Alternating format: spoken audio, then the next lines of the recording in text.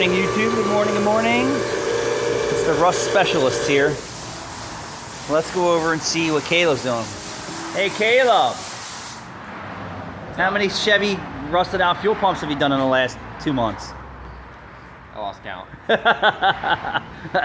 What can you count on when you're doing this job? I have to replace all of the connections. Yeah. We're at least this one. And Right, so you can count on replacing the fuel pump. You can replace all the lines if you want direct fit from the dealer, but we patch them in. So we patch in this section. I have a bunch of old ones we saved to patch in this section. So this is fuel vapor. He's just going to rubber hose that, no big deal. He's going to push lock that one, or you could rubber hose it, doesn't matter. It's really not in that much pressure.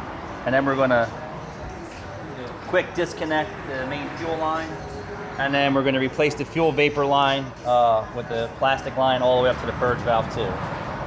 You can guarantee it.